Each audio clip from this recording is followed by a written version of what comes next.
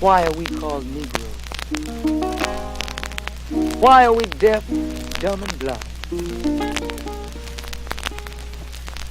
Why is everybody making progress, yet we seem to be lagging so far behind? Why are we mistreated? Why are we in this condition?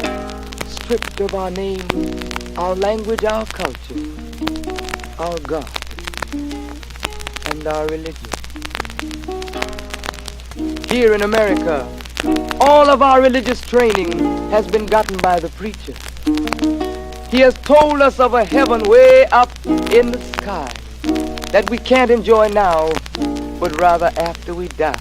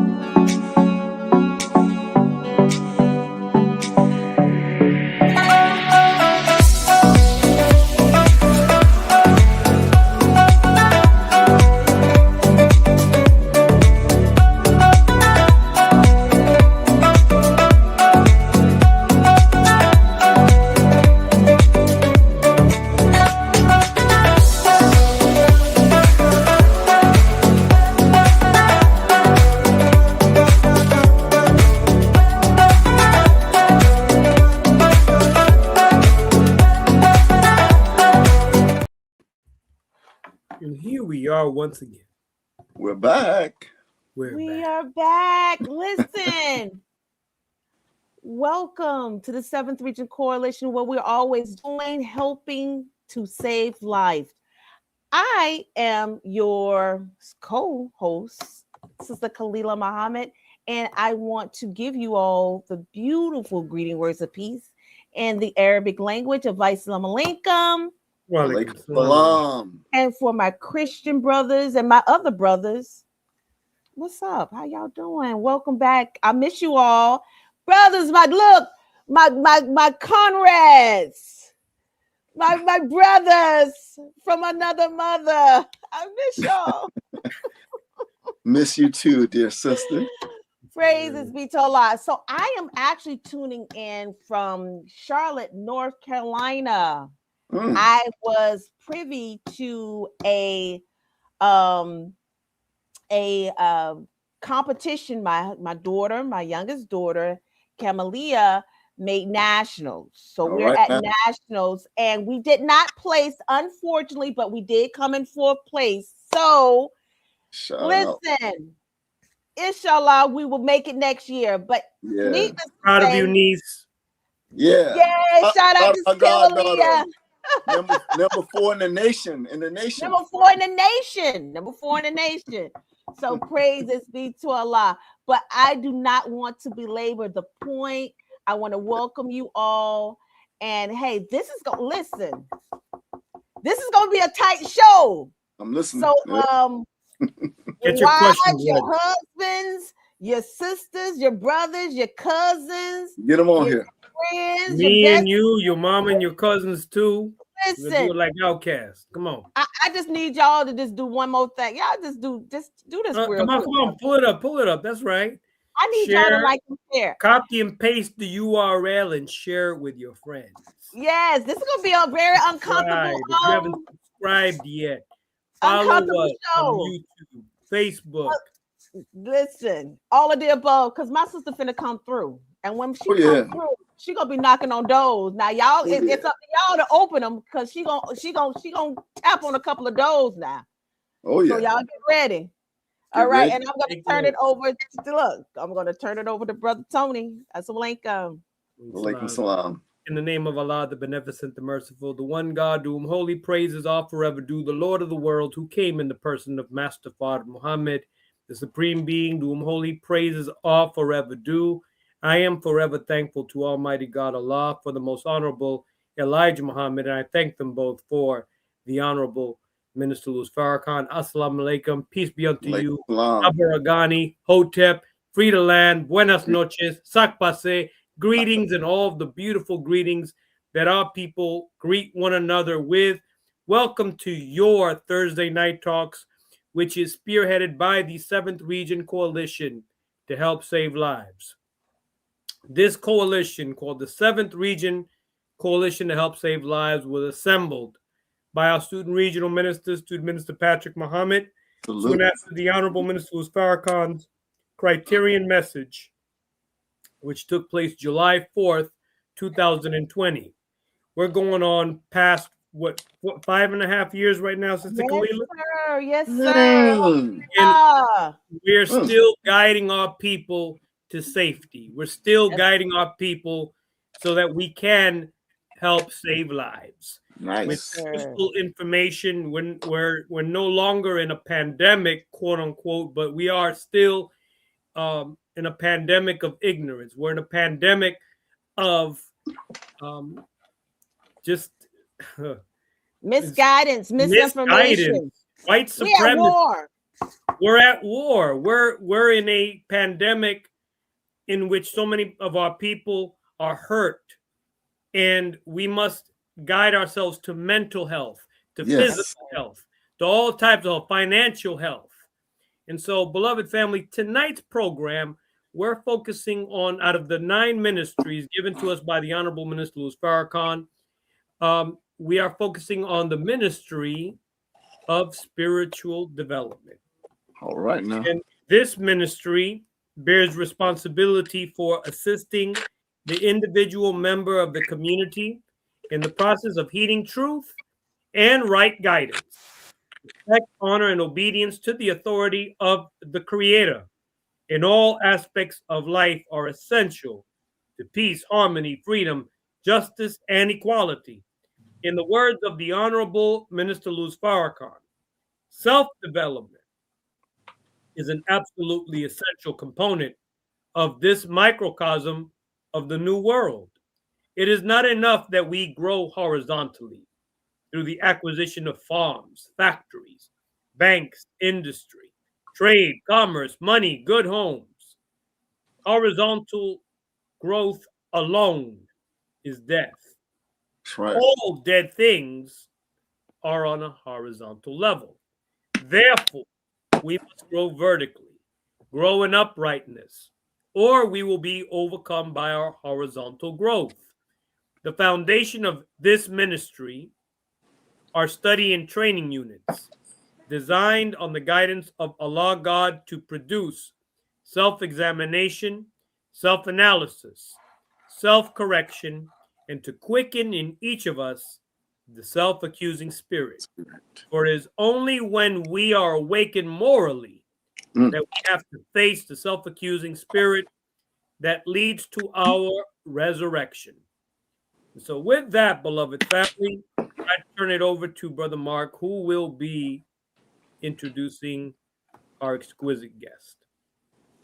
Thank you, Brother Tony. In the name of Allah, the Beneficent, the Merciful, I bear witness that there is no God but Allah, and Muhammad is his messenger. I greet you, family, with the greeting words of peace of Assalamu alaikum.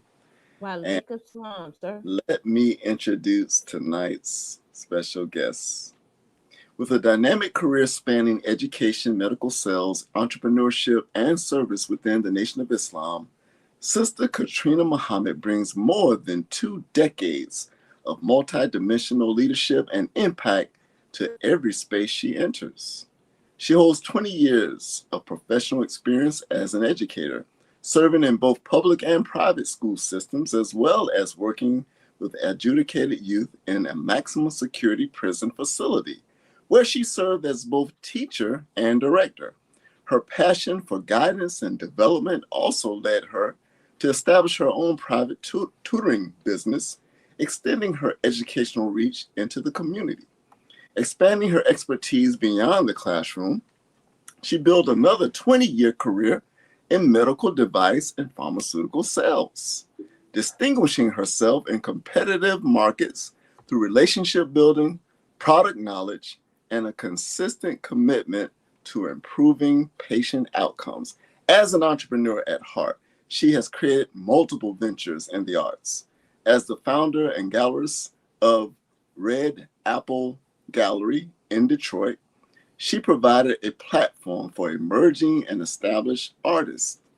Through her company, Red Films and Promotions, she marketed national independent films and collaborated with Black Cinema Cafe, connecting authentic Black storytelling with audiences across the country. Her service within the Nation of Islam began at the age of 16 when she first came into the nation in Detroit, Michigan. After completing college, she received her X in Atlanta, Georgia in 2008. Throughout her journey, she has lived, served, and soldiered in 5 states, including active roles at Detroit, Michigan, Muhammad Mosque No. 1, Atlanta, Georgia, Muhammad Mosque No. 15, Gainesville, Florida, Study Group, Baltimore, Maryland, Muhammad Mosque No. 6, Chicago, Illinois, Muhammad Mosque No. 2. Over the years, she has contributed to and participated in a wide range of ministries and teams, including the Ministry of Arts, Ministry of Health, Ministry of Trade and Commerce, assistant to student ministers on local ministry teams, social committee at Muhammad Mosque No. 2, Chicago, sub-executive team, Office of the National Secretary, student lieutenant, squad leader, Muhammad Mosque No. 6, Baltimore, student MUI director, MUI for Muhammad University of Islam, Muhammad Mosque No. 1, Detroit. A proud family-oriented woman, she is married and divorced with no children at this time, but joyfully embraces her role as a devoted and favorite auntie.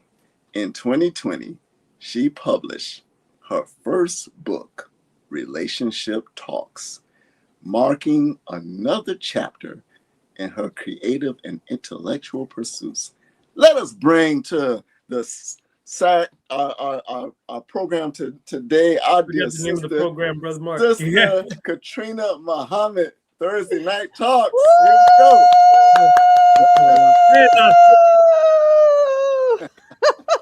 Wow. Nothing but love. Nothing but love. Wow. Thank you so much. Assalamu alaikum and happy Savior's Day. Happy Savior's Day. Happy Savior's Day. We're in that season. All roads lead to Detroit. Goodness. And it's going to be in Detroit, Muhammad Mosque No. 1. Shout out to the there. Your stomping ground. Where it all That's right. began. And it's going to be Ramadan. Oh my God. Yes. I mean, wow. Your That's spiritual amazing. high. I'm excited. Yes, man. Look, that was so beautiful. All praises are due to Allah for any and everything that Allah has allowed me to do that you read off. Brother, I need to purchase that intro from you because people are like, send me your bio. I'm like, okay, a couple bullet points. But that was amazing and I really, really appreciate it. But all praises are due to Allah. So thank you. I had a lot of practice. Thank you. Thank you, Sister Khalida, for giving me all the practice. All the practice. Listen, I run a tight ship. You run a tight ship. And let me tell you, you must be a great cheer coach because I was in the background like doing my own cheers and I've never been on a cheer squad like ever, but I was so like motivated. So you must be a great cheer coach. So It's a lot of striving. 7th Region Coalition. Honestly, thank you all for the invite. Thank you for Thank you accepting for- the invite. Thank you for accepting. Praise you for Allah. Sister Katrina, Yes, sir, brother Tony. we want to get started. So Yes, this let's jump in. this conversation on your I'm not going to narrow it down to a book. It's a project. This is something that's very dear to you. Relationship Talks. How did the idea of this project come about? I want to give a shout out and thank you and praise be to Allah, all of that for the Honorable Minister Louis Farrakhan, because he was the one who said, look here, you're going to get into courtship. You better ask some questions. In fact, there's no such thing as a bad question, dumb question, whatever, because after you're married, okay, now you've already married the person. And now there's some questions you didn't ask. And now you're running into issues, but you should have asked because it's called courtship. You're in courts. So he said, look here, you need to write down all your questions and you need to ask them, and you need to have conversation with each other. So I said, self, that's a very good instruction, right? Not suggestion, but instruction. And when he tells us these things, sometimes I guess maybe it's easy to be like, okay, that's a good idea. Right. But the reality is these are instructions. So I thank Allah for allowing me to hear it like that. And then I started writing. And then I got excited about some of the questions I was telling people, and they were like, well, post them. So I started posting them. And then people were like, wow, these are really good questions. Can you send them to me? Sure, no problem. So give me your email. So I was emailing them these PDF files of 200, 300, 500 questions. And people were like, girl, this is a book. Like, you know, you have 500 questions. You sent me 500 questions, Katrina. I was like, yeah, I've been writing. They're like, you need to put this in a book. So finally, Allah had maybe about 4 or 5. I don't know. It was like constantly, I kept hearing it. And finally, my prayer mat, I was like, Allah, are you trying to tell me to write a book? Like, I was a little slow. I don't even know. In my mind, I was like, people want to buy a book of questions from me. You know what I mean? Like, I didn't, in my mind, I was like, they have their own questions. Why do they want to buy questions from me? So I thank Allah for allowing me to see it beyond, you know, my low self-esteem self, you know, at that time, like, why? Because people really were like, no, this is good. I didn't think about this question. I didn't think to ask this question. And these are really helpful to me. And so at that point, I was like, okay, Allah, well, if I'm going to do this, then I really want to, you know, approach it with some academic research, and where it's not just questions. I've kind of really thoroughly investigated this problem, because it's not just a problem for Black people. It's a global problem. And then what are the people over in the East doing? Like, who's got this thing down? Like, somebody is getting married and staying married. Who are these people? And how are they doing that? And so I found a link between these people. And at that point, it was like, aha moment. And I said, okay, I got to include all of that in the book. So it all started with the instruction from the Honorable Minister Louis Farrakhan. So all praises to Allah, and thank you to him for that. Allahu Akbar. Allahu Akbar. You know, Sister Katrina, you know, I was thinking, right? And a lot of times people use this term soulmate, right? And I didn't want to get into the philosophy of it, but when it comes down to soulmates, and we can define what a soulmate is, because basically Google says that you have all over this world, right? You have like over 100,000 soulmates. And I'm like, what? Right? So I'm like, wait a minute. Yeah, 100,000 soulmates. But like one person has that? Yeah, I mean, all over the world, though. We talk about the world, though. Oh, okay. People, not just United States. It's like all over globally, right? Okay. So, interesting. Yeah, I thought it was interesting too. So, is there a thing? Is there a such thing as a soulmate? So we want to kind of define that, right? And how do you find that special person? And this is a three sword question.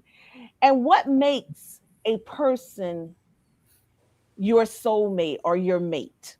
Well, I want to start. That's a great question. I want to start with how you find them. I remember the minister said, you will find the person Allah wants you to be paired with doing the work.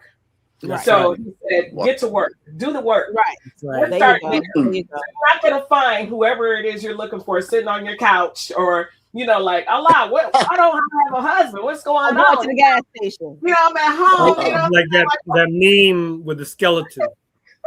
Right.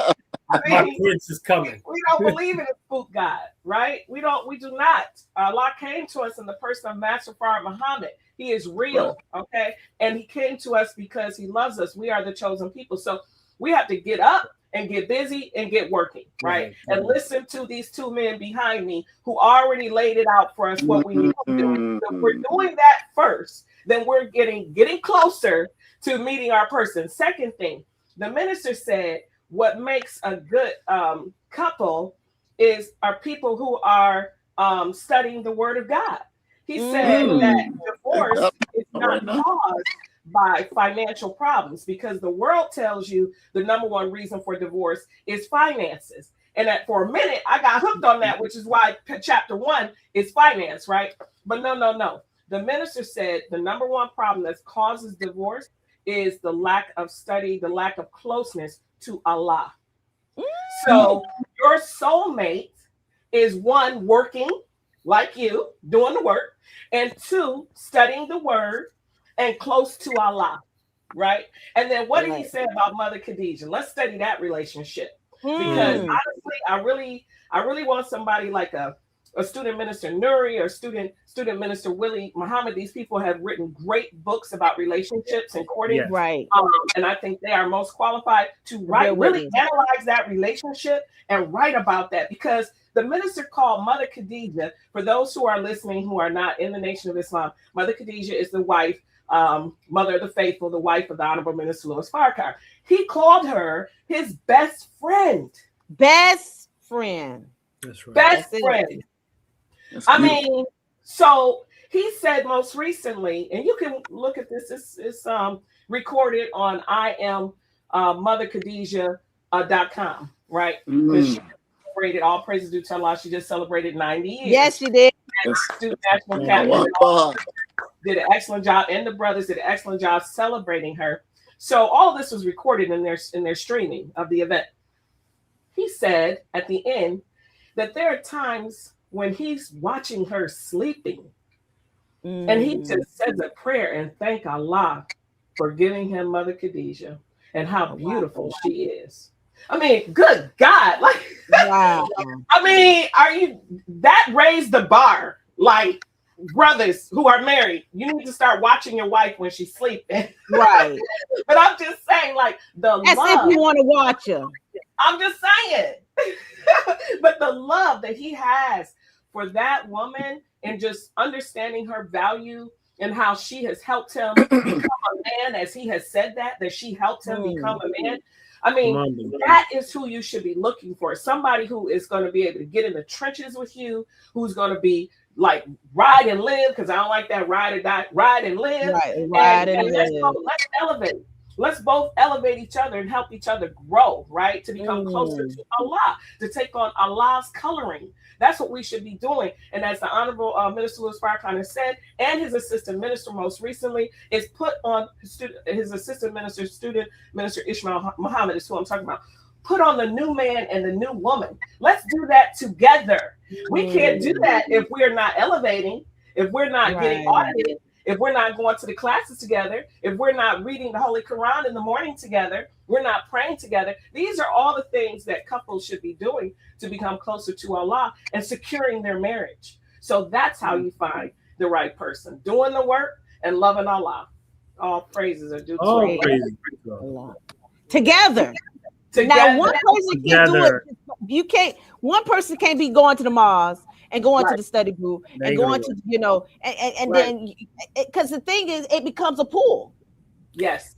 So either the couple is going to be pulling up, or the couple is going to be pulling down. Either way, it's going to be a pull. It's going to be like this.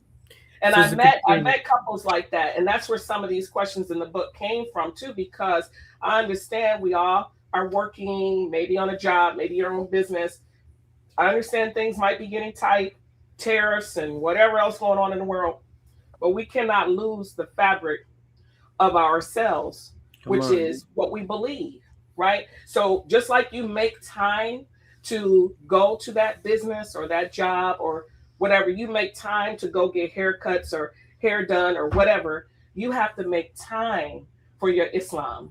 And we have to do that together. We have to do it together. Sister Katrina, there was something that, may Allah be pleased with our brother, former regional minister, Minister Rasul Muhammad. One, my first minister, by the way. He is my first minister in Detroit. When I came in, yes, ma'am. at 15, and just imagine Minister Rasul in the 80s. Oh, Just think about it. Anybody Oh, go back, wow. look at some footage on uncut YouTube. and uncensored. Woo!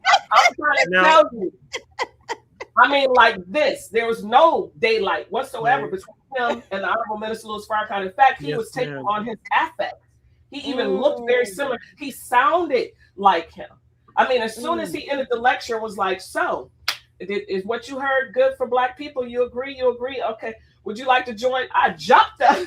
I jumped up with my little 16-year-old self, not paying no bills. Came home, told my mother, that's it. Where's a headscarf? That's it. I'm Muslim. She was like, don't pay no Yep. bills over here. We go to church down the street with Pastor so and so. I said, I go to the mosque. She was like, what? I'm telling your daddy. It was so funny. But I could not. I mean, Minister Rasul, may Allah forever be pleased with him. He brought so many people in.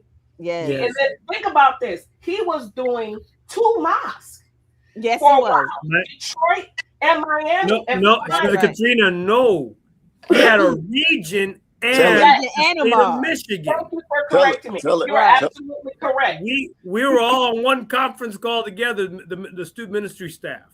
Facts. Yes. I Yes. agree. It was like that for So beautiful. years. But beautiful. my what I wanted to comment, Sister Katrina, was one thing that he said was, if being at Friday Night Study Group, which is a class that is highly neglected, Yes.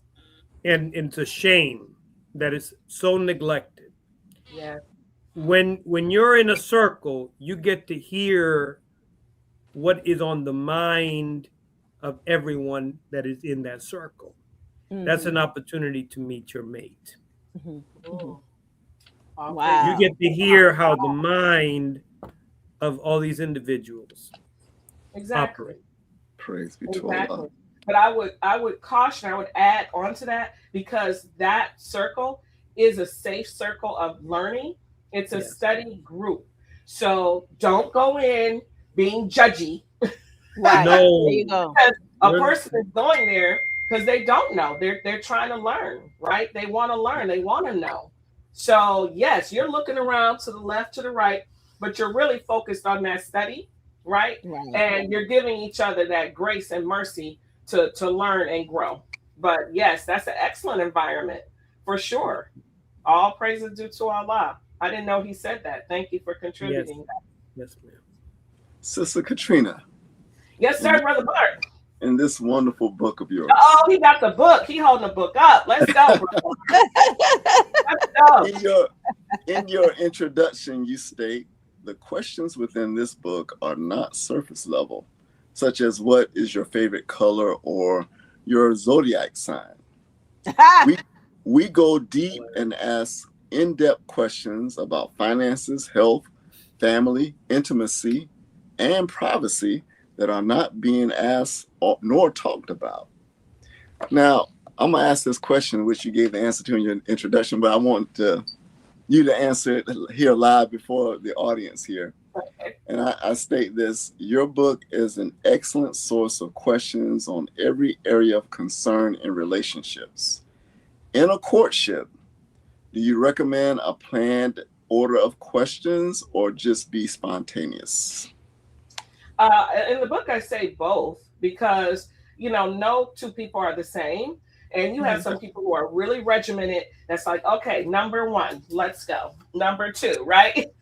Right. But then you have some people who are like, I don't really have any questions about finance. I'm good on that. What was a big issue for me in a past relationship or marriage was the friends and family, like getting involved. So I want to start there.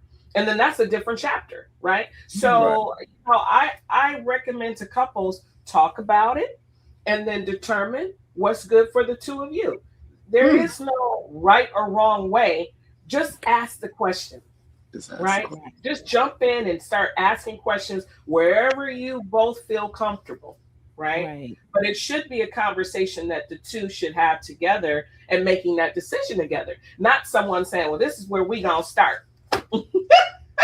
No, it should be brother, Where would you like to start? Here's the table of contents, sister. Where would you like to start? And then you come together with a understanding and maybe a compromise or an agreement. But just start, right? Makes a lot of sense. Thank You you. know, sis, the beautiful part about questions, it all depends on the mindset, right? Yeah. Because you can ask a question, the same question, and have a completely different mindset as next week or next month, right? Exactly. So it's important for you to purge your heart, all right? Yes. And not Yes. be biased in your thoughts. Because a lot of times with the questions, even though the question can be a perfect question, but your mind is not in the perfect contents of the question. You could be in past tense answering or questioning a present question. That's right. Exactly. You see what I'm saying? Because right now we're dealing with a lot of engrams. We're dealing with a lot of hurt. We're dealing with a lot of pain. So the eyebrows, like my eyebrows up and down, sometimes our eyebrows be up because I'll be like, let's see what this brother asks for to say about this question right here. I'm just gonna get it to him. You know what I'm saying? Because right now you're so focused about what happened last week or the last relationship you had. It's like, okay, I'm gearing this up and I'll put it in a chamber form. You know what I'm saying? And just want to see what it said. And sometimes because of your mind is so completely off and so completely discombobulated, you might be, attracting somebody that actually is who you had in your past. Based off of how your makeup is and how your perfume, as we call it, change your perfume and you'll change the man. Right? Exactly. When you were saying it, I was thinking, and I wanted to just skip to one of the finance and work. Like the very first question, I remember my editor, Sister Karai Muhammad. She was one of the editors of the book. She read the first question and was like, "Well, okay, sister, go ahead and jump in the pool on the deep end." I was like, "What?" She was like, "Question number 1, which says, do you believe married couples should have separate accounts, a joint account, or both?" Like to her, that was like a whoa, just jump right in question. It was like, let's start with, do you have a checkbook? That's basic fundamental. Sister Katrina, they say, "Oh yeah, Cash App is my bank account." Right. No real talk. Red flag. That's why it's a good question. And then I had a sister that was like, "No way, I'm starting in chapter 1 at all. If I'm just now courting someone, I don't want to. No, I'm not giving you any information about my finances. We have to get to month 3 or 4 before I start revealing that." So everybody has their thing that for whatever reason, certain chapters, they're like, "I'm not talking about that right now." Or I'll talk about that at the very end when we close to you deciding if you want to get engaged. Then we can talk about that. Right. Yeah. But you have to talk about these things, right? Absolutely. And Brother Mark can bear me witness. I mean, because going through my past relationship, it was always a financial issue with my past marriage. Yep. So I just straight up asked him, "Hey, Brother Mark, if your brother want to court me, I need to see the W-2s. I'm sorry." Yeah, she went there. I went straight there. I need to see the W-2s. I need to see the charity. I need to see, and that's just, just for you to just knock on the door, for you to say, "Hey, welcome. Yeah, come on in." Because and the minister said we could ask for that.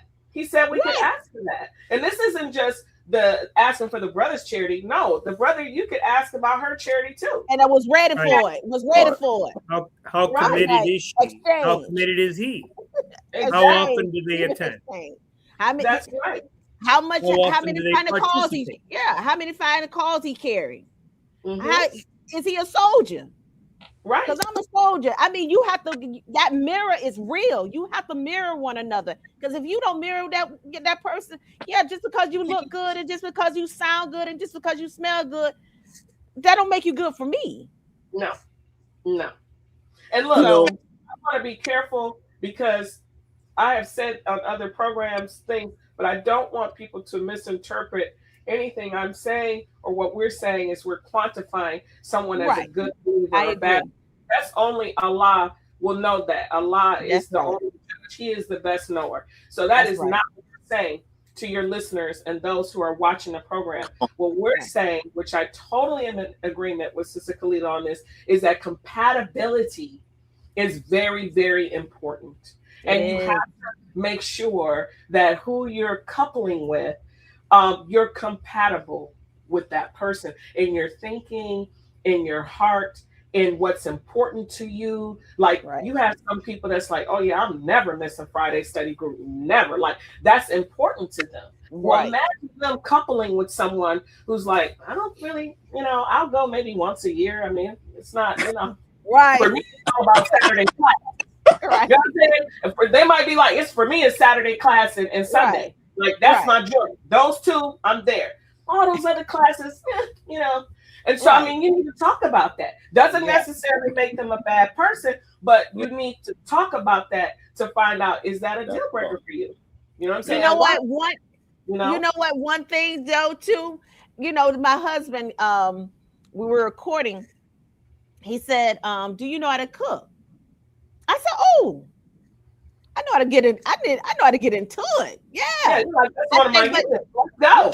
I said, however, I think you're asking the wrong question. He was like, well, what's the right question? Do I like to cook? I don't like to cook. I know how.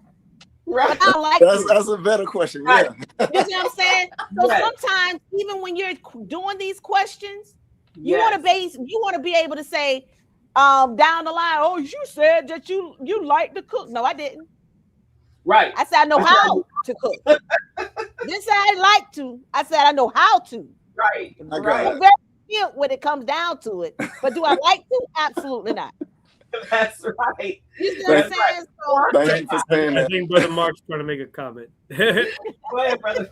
No, ahead, no, Brother Mark. thank you for saying that, Sister Khalila, but also thank you, Sister Katrina, for flipping it from asking the brother about the money stuff to asking the sister, because yes. in Islam, men are maintainers of women. And if I'm a maintainer, I got to know what's your financial picture look like, sister? Or do you have tons of debt? There you go. Because I don't want the brothers to think that we're the only ones that get asked about finances. You need to ask her about finances too. Everything that these questions, this is why I use some of the pronouns like your partner, your spouse. I never said him, he, you gotta get in his business. No. Your partner or your spouse, right? Your courtmate. I try to be careful with the words that I use, because yes, you should ask her for her credit report. And she should provide it, and he should provide his. Yes, you should ask her for her W-2s, and he should provide his. Yes, you should ask her for her bank statements, and he should provide his. Every question that you ask in this book and information you want to know from someone, I say in this book, you should be willing to give that information yourself. Right? We believe in freedom, justice, and equality. This is not a situation of brothers are put on the stand and I want to know all of this about you, but don't ask me nothing. No. It doesn't work like that. It does not work like that. So sisters, you asking him information, you have to be willing to share information too. If you told somebody you were married and yet you're divorced, you need to be able to show divorce papers. And it's not just to him, but it's you also. Because I met some people like that. They thought they were divorced, but it was never sealed. It wasn't official. It created problems, right? Excellent. So, sister, you said you own that home. Okay, well, I should be able to see your mortgage or your deed paperwork. Same thing with the brother, right? That's in your name, right? Your name. Not your ex-husband or some family member or whatever. No, we have to get honest with each other and keep it real. That's what this book is about too. And I made some people uncomfortable. I mean, some people did tell me, sister, those questions. And when they walk up to me and say it like that, I'm like, yes, sir, yes, ma'am. All praises due to Allah. Like, I know, because we have to peel the onion, okay? Yeah. We have to get down to the real person of what's really going on. If you've had a bankruptcy in your life, no problem. Let's talk about that. Let's talk about bankruptcy. If you've had a repossession in your life, no problem. Let's talk about that. What happened? right? And where are you now? And what have you done to facilitate change and repair of your credit and those things that had happened to you, right? If you had back child support.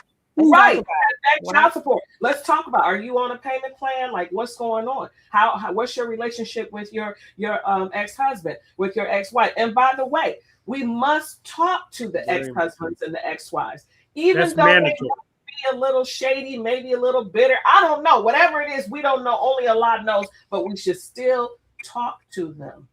We have to do that. Man, this is good. Sister Katrina, on that note, I think this is a perfect segue to this question. Come on, brother. What causes us to avoid asking hard questions in relationships and potential relationships? And why is it necessary to overcome that problem? A lot of it is shame. People feel ashamed and they feel bad when they have been divorced. But the reality, the minister called it a car wreck, right? And then he said, look, okay, figure out what happened in that car wreck. Right. Get yourself some help. Don't just jump into the next car within 6 months and now you up and married to a whole new person and you haven't even given yourself time to really heal from that car wreck, to figure out what happened in that car wreck, to take responsibility for your part of the car wreck. Car wrecks happen not really because of one person. There's really tends to be both. That I was looking the wrong way, driving too fast, not paying attention on the cell phone. It was two, not just, oh, it's all his fault. No, sis. First of all, let's go back to you accepting his proposal. When you accepted his proposal, did you properly vet him? Did you properly questions of her? Right? I mean, these are things that we have to accept responsibility, not keep pointing fingers when things happen. So people are embarrassed, people are ashamed, and many times they just don't take that time to heal before they move on to the next part. I hope I answered. You had a second question. Did I answer your question? Well, the second part to the question is why is it necessary to overcome this problem? It may be, it may be rooted in fear, and insecurity, and as you put it, shame. Why is it important for us to overcome whatever the issue is that we are experiencing in our life? It could be pain that we haven't healed from, Sister Katrina. Why is it important that we overcome this?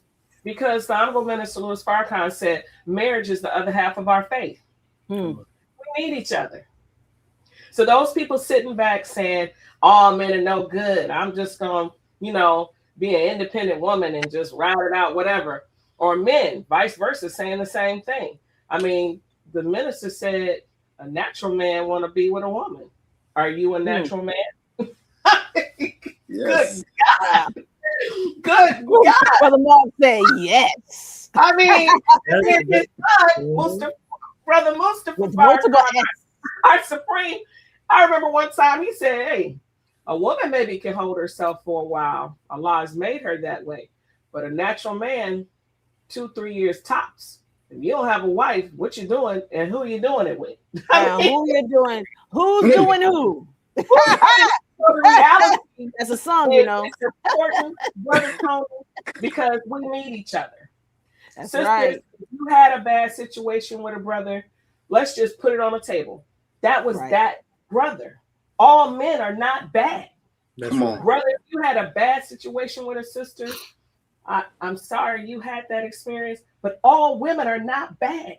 So we have to, first of all, settle on the best part of the planet Earth, right? This is our teaching, not the worst part of the planet, the best part of the planet Earth.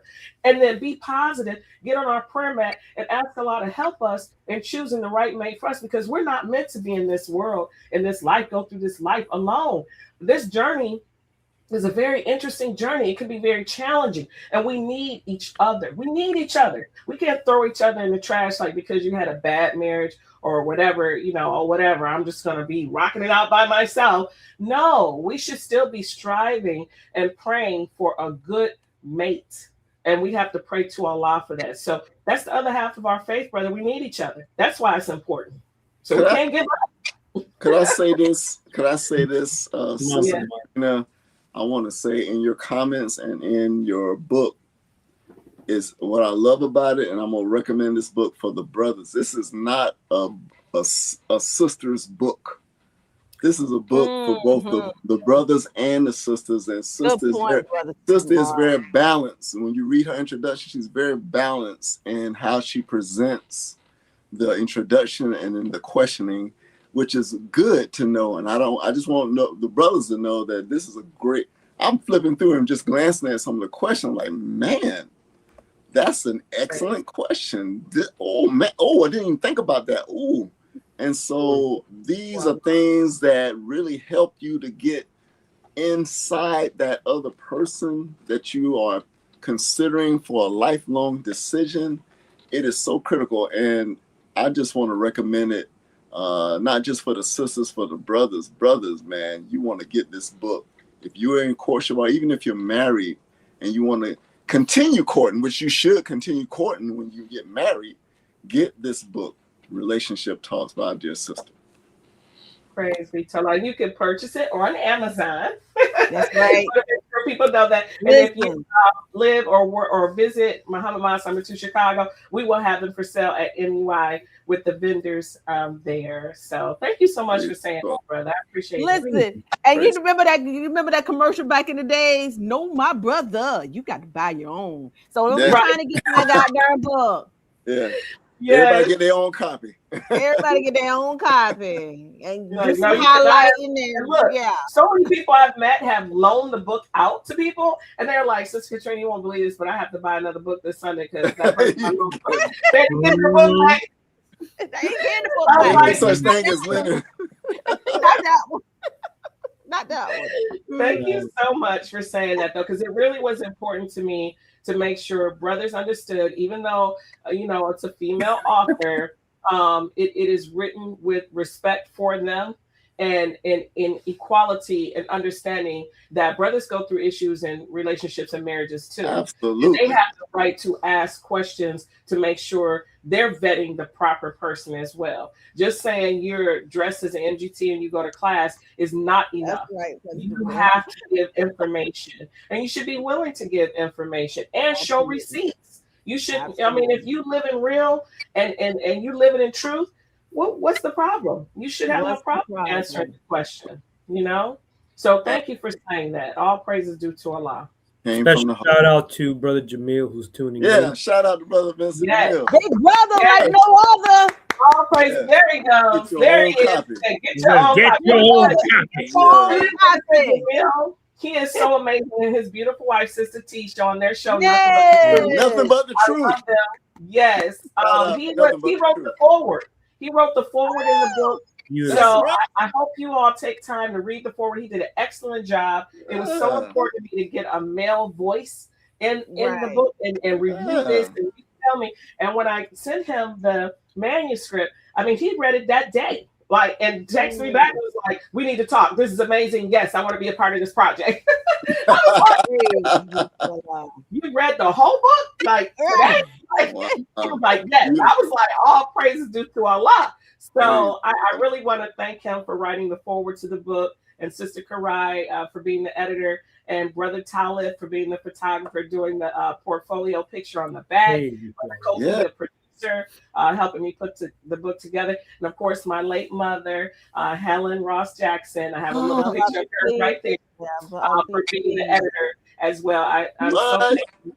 Yes, I'm so thankful for being able to work with my mom on this book, and she took her red pen out like mamas do, and was like, "No, change that, do this, do this," and I will never ever forget those experiences. So I thank Allah. Yes, so you can't do anything, the minister said, by yourself. We have to unite and have a team, like this wonderful team you all have, putting this beautiful show together. Come together, right? Come together and let's create something great.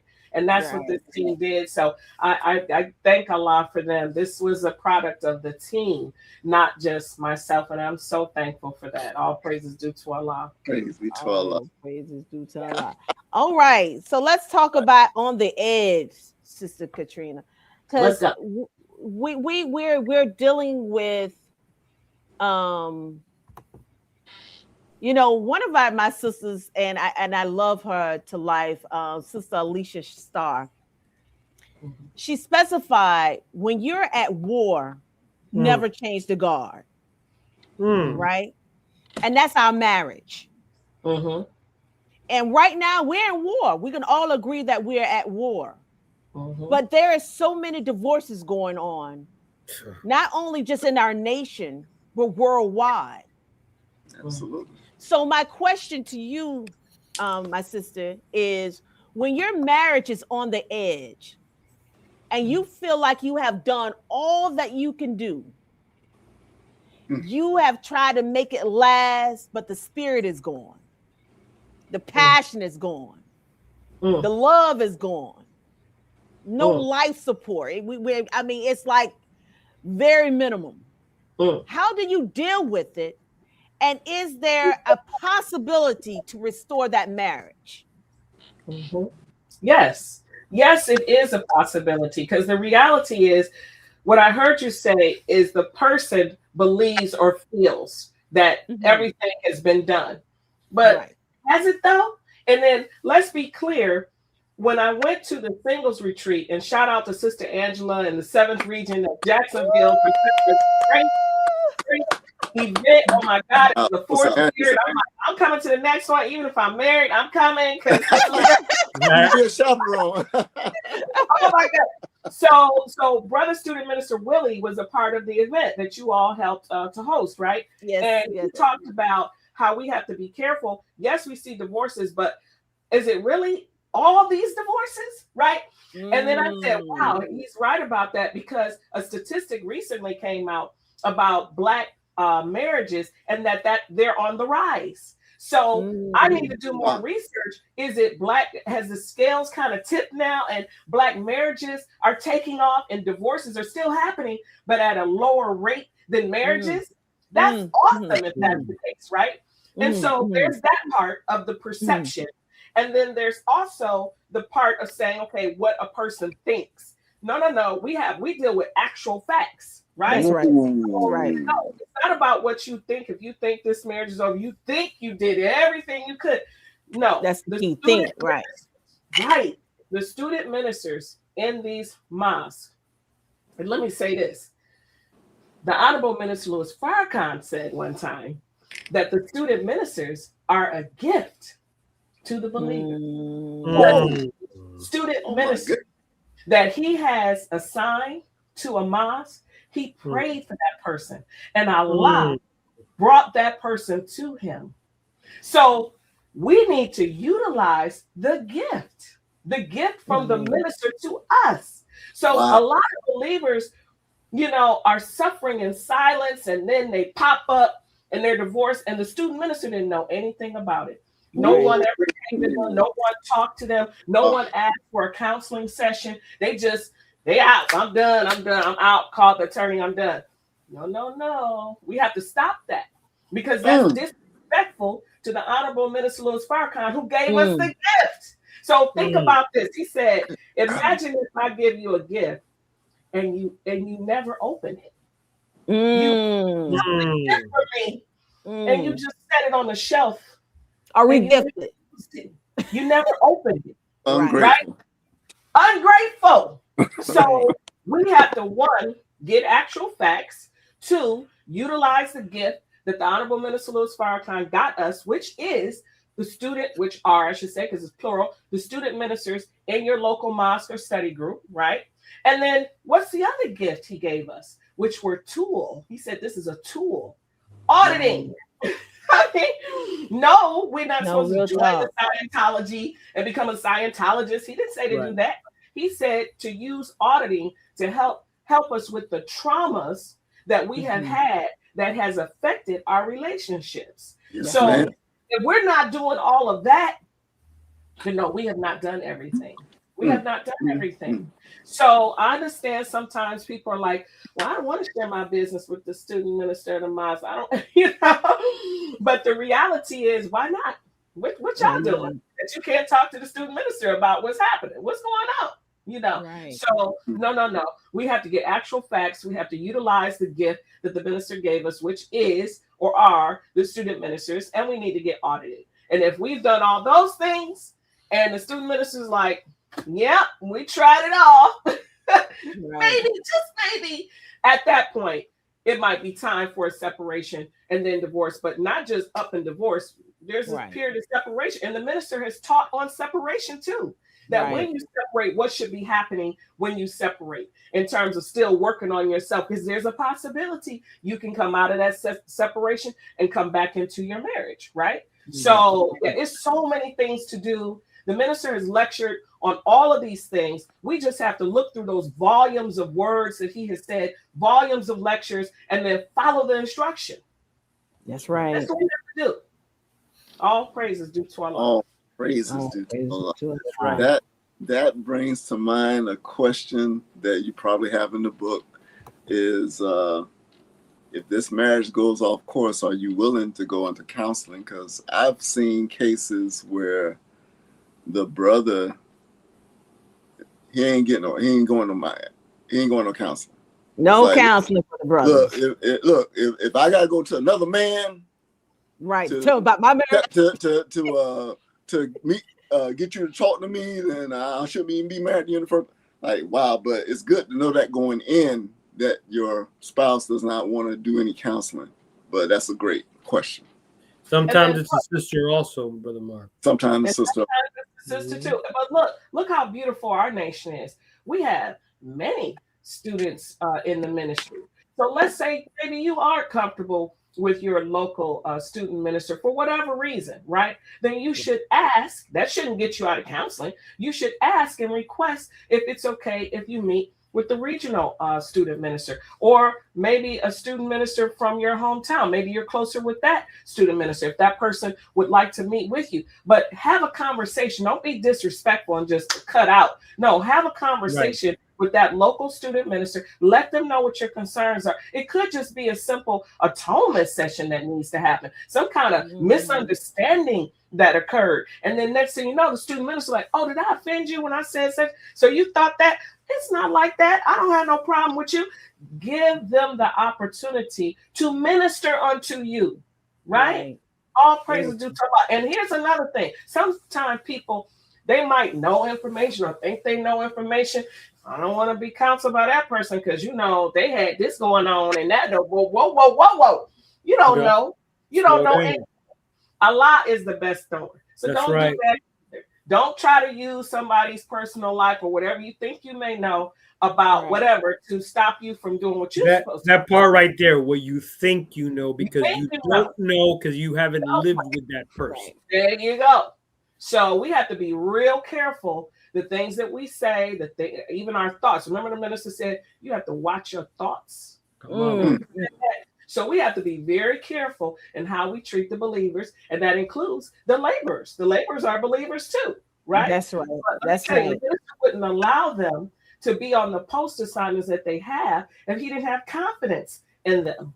Let's go get the help, and let's respect the gift that was given to us. All praises due to Allah. Praise be to Allah. Beautiful point. That's a beautiful response. Thank you. Man. Well, I'm fired up today. I don't think we're going to squash the surface with this one. We might have to do a part 2. I'm just speaking on my own. I know I didn't talk to my co-hosts about this. So I'm just going out. I'm just breaking from the circle. Like I would be honored. Okay. But this is a question that I have, dear sister, and this will be the final question. Please describe any success stories of those using your book, whether in specific terms or in general terms, some success stories of those that have used the book. I'm sure there are many. There are many. Thank you for that question. I mean, very, very early on, there was a couple here. I'm not going to say any names. I'm just going to say what they shared with me. Been married 20 years or something like that. And they got the book and they started reading the book with each other. And they said, you know what, Sister Katrina, even though we've been married 20 some odd years, we're actually learning new things about each other. I said, what? What? Wow. Really? They said, yes, there are some things in your book that we have never talked about. Wow. So I'm learning some new things about my husband. I'm learning some new things about my wife. And you know what that's doing?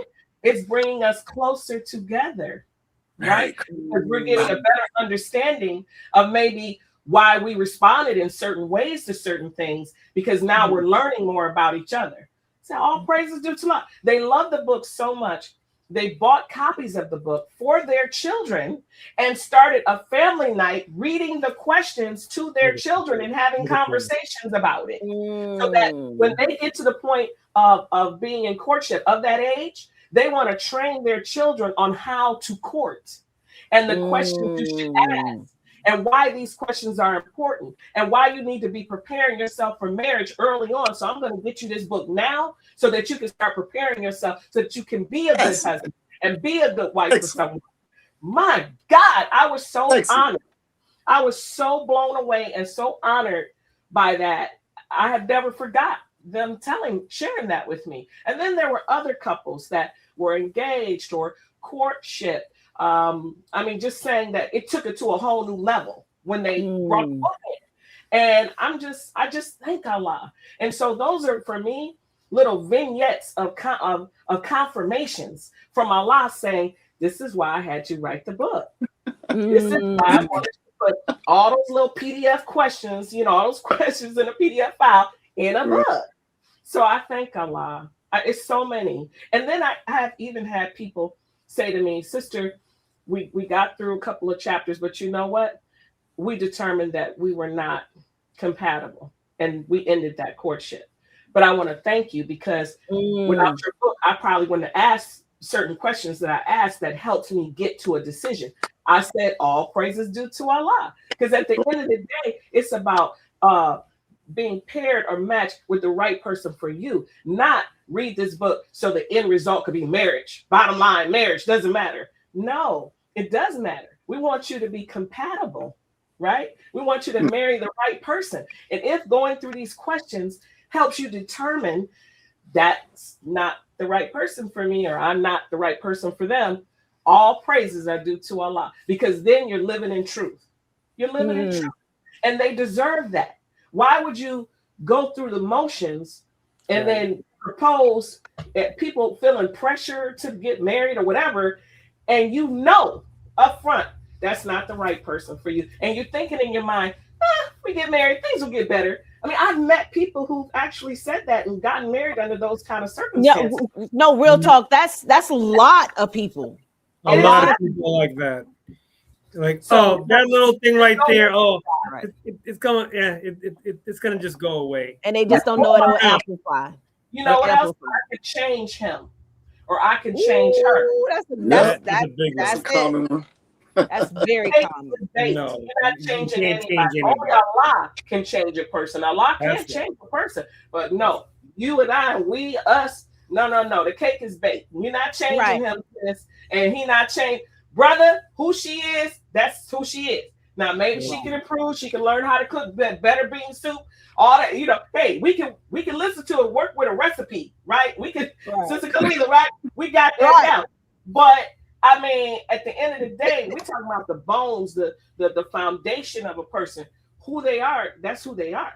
You know what I'm saying? So we don't believe in a mystery God. There's no, I know there's all these red flags, but he got a lot of money, so I'm just gonna go ahead. No, don't do all it. These red flags, but she's super fine, so I'm just about to go ahead. Okay, okay, Katrina, I'm gonna post up these comments because Brother Jamil and his they've been lighting it up. They have. They're here making comments. Hold up, there's listen, and not only that though. Look at this here. Yeah, look at that.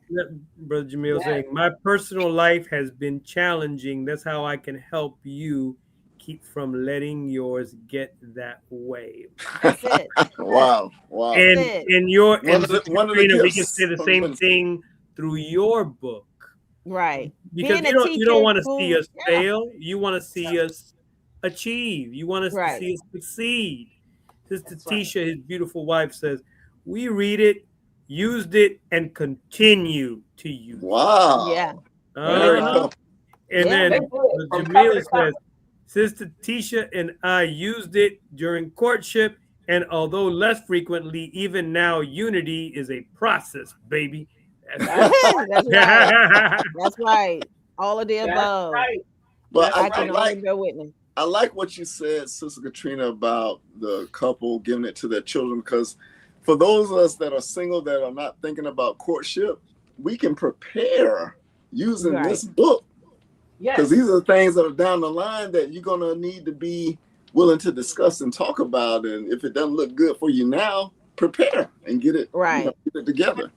Even those uncomfortable questions, because those uncomfortable questions are very real too. Because a lot of times, because we are not in a place of comfort, those Yeah. questions make you very uncomfortable, and especially because if you're not there as it relates to finance, right? Because a lot of brothers will always say, well, I'm not going to get married because I don't feel like I'm financially there, or I'm Mhm. not financially stable. And that's a valid point in regards to what your mindset is saying, that, but you don't know who you will meet and Allah will bless you with to help you, not Right. monetarily, but saying, hey, you know what? I'm a CPA. Let's look at it. Let's see how we can make this thing happen. Right. Oh, you got to do this and this, kind of remove this and pay this off and then do this and then do that. Then we can get your credit score at 750 in no time.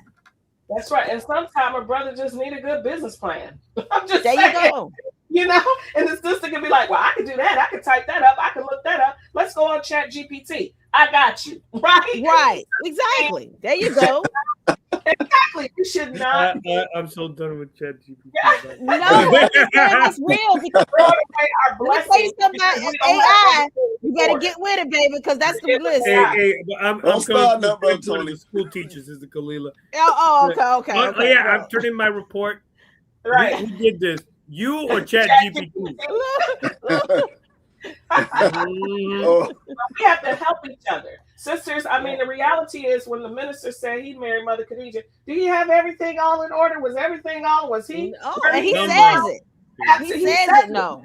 Very open. He doesn't have to share these stories with us, Right. but he shares them with us so that we can learn from it. So we need to stop with this fairy tale, Cinderella, whatever's going on in our mind. He need to have this. He need to put me in a Benz, such and such, blah blah. Right. Right.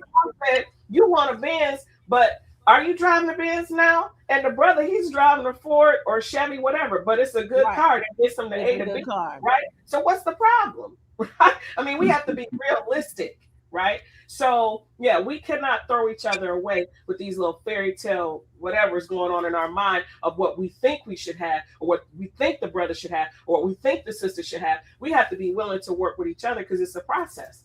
I mean, is there a perfect person out there? No, we all are working on something. We are all working on something. So now this book is about, let's ask the questions to figure out, I'm supposed to be a helpmeet, right? That's what the woman is. How can I help meet this brother to his goal and help connect him to that? And he is supposed to be the maintainer and secure me. Maybe the sister may have a few coins, but the minister said that maintaining is not just financial, it's spiritual, it's emotional, it's mental, it's all of that. So let's stop dismissing each other or throwing each other away because we don't fit whatever in our mind of whatever prototype. That is not where it's at. We need to ask these questions to see if there's some compatibility and really make a sincere effort and try to move forward, and finding the other half of our faith is very important. Very important. All praise to God. Beautiful, beautiful. awesome. Yes. Well, listen, I adore you as always. Thank you. And I think that this was just pretty much the icing on the cake. We didn't even put the candles on the cake yet. I told you. We didn't even blow the candles out. That's why we have to have a part two. It's important. I hope so. It's really We important. really need to talk about things like your mother gets sick. And this is a couple I met like this. Mother gets sick, talking about mother-in-law, right? It could be her mother, his mother.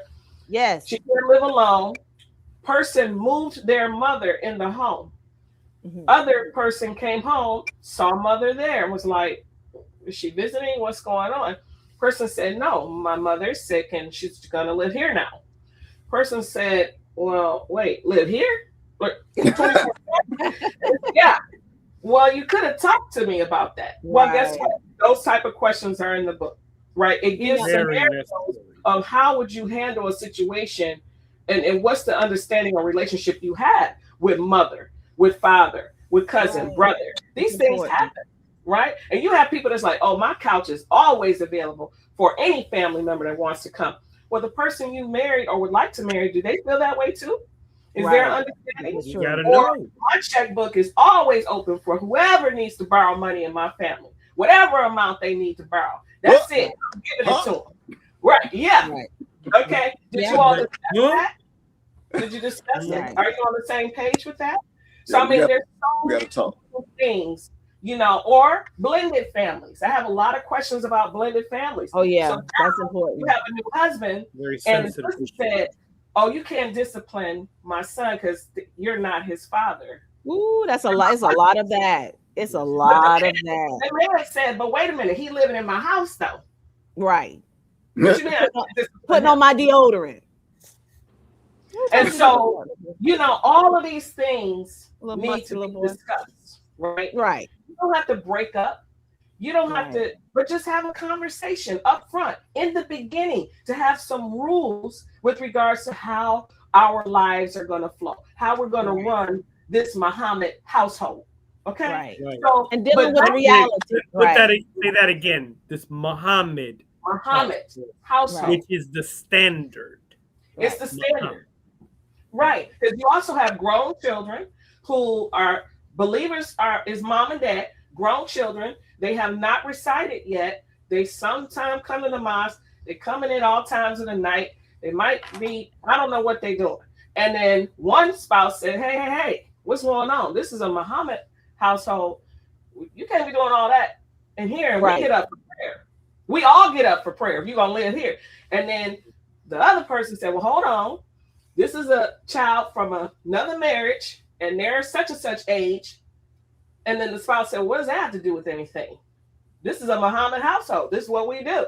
So have to have conversations. Have to be on the same page so you don't have any clashes down the road. Because guess what? You never talked about it. I met a couple that broke up because, I mean, this wasn't the only reason, but one person wanted the child to go to a private school. The other person went to public schools all their life, and they thought public school was best thing since sliced bread. What's the problem? My child gonna go to a public school. Couldn't take it. It was just so many things that they never talked about when they were courting that became issues in the marriage, and they were just now finding out that person detested private school. No, my child's not going to MUI. Why? Pay all that money? Why? Why would I do that? So you have to have conversations about these things. It costs money to go to a private school, but guess what? People who believe in it budget for it, and they make it happen, and they do what they need to do to make it happen because they realize the benefit of going to Muhammad University of Islam, right? And it's like, this is what we're doing with every single child we produce. This is it, right? We gotta be on the same page. Allahu Akbar. Beautiful. We as registered members of the Nation of Islam cannot take for granted that all of us have the same viewpoint because we are all registered in the Nation of Islam. Hallelujah. What is your viewpoint of Allah? What is your viewpoint of Master? No, real talk. What is your viewpoint of the Honorable Elijah Muhammad? What is your viewpoint of the Honorable Minister Louis Farrakhan? What is your viewpoint about sending our child to private education or homeschooling our child? What are your all of these are extremely important conversations. What's your viewpoint about vaccinations? Yes. All of this in general. Highly important. Which we can't, just because we're registered, we can't just think that all of us think the same. That part. That part. True. That's so true. But some of those first questions you said, opinion about Master Fard Muhammad, about the Honorable Elijah Muhammad, about the Honorable Minister Louis Farrakhan, that's very important because if we're listening to their instructions, your opinion of these individuals, right? The offset right. Yeah, how you interpret the things they say, like how we started earlier. I hear what he says, and I hear it as an instruction. Right. Someone else may hear it as a suggestion. Right. Or an option. Right. Yeah, that's two different words to a suggestion versus instruction. Is your mama saying, go in there and do those dishes. She didn't say, I suggest you do them. Right. Go. You can wait till tomorrow. Right. But it need to be done. Suggest you take the trash out. He said, son, go take the trash out. Right. Exactly. That wasn't a suggestion. And you already know it's not a suggestion when dad comes around. Why are the dishes done? Why wasn't the trash taken out? Right.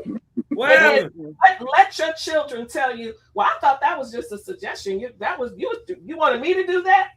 And that's you know the bring up to him? No, right. That was an instruction, brother. Straight instruction. Yeah, everything he writes is an instruction. Eat to live was not a suggestion. Right. A straight instruction. That was command. You know, it's so funny that I was in a courtship one time with a brother, and he was trying to break down the 75% of the works is with the woman. And he was saying, ooh,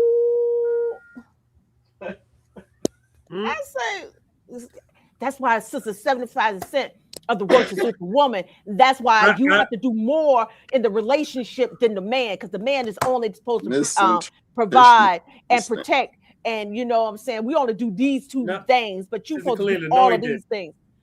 Oh, yeah. No, he didn't. FYI? Yeah.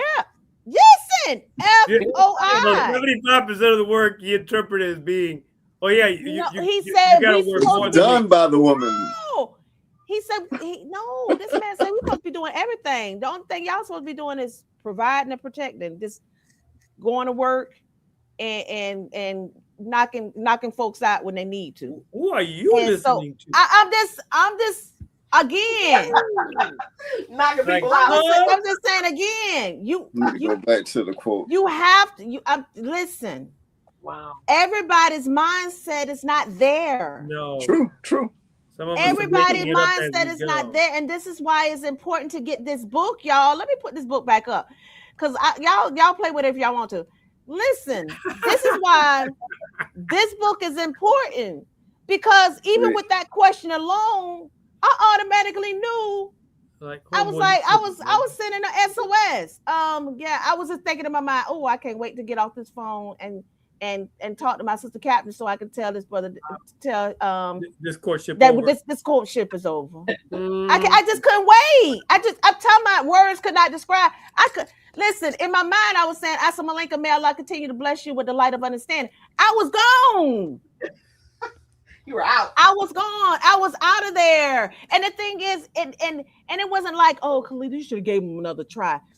With that, I already knew what my forecast was going to be in that relationship. I already knew 75%. That means I was going to be the maid, the mother, the daughter, the housekeeper, the secretary. I was going to be everything. 75% is a lot. You're going to be on an episode of. You're going to be on the episode of Hey Man. Hey Man. Right. Yeah. Right, real talk. So that's why it's key that you answer these questions and don't be afraid to do it. I don't care who you are. If you love yourself, and that's the thing, Sister Katrina, people don't love themselves enough to answer these questions in this book. They don't love themselves enough.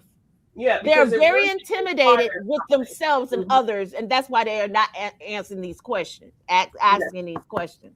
Yeah, it requires something, a vulnerability, right? Mm-hmm. And sometimes people not comfortable being vulnerable. I don't know if I'm comfortable telling you if I've been molested, and I've gotten help for that. I've gotten auditing for that, or I've been poor. I've been homeless before, right? And now I have to share that with you and tell you how I got into that situation and how I got myself out of that situation. if I've had a bankruptcy or a repossession or whatever, some of these horrible, or I've been shot before, or I've been domestically abused before. I mean, I was in a gay relationship before. Exactly. These people, because that's happening now too.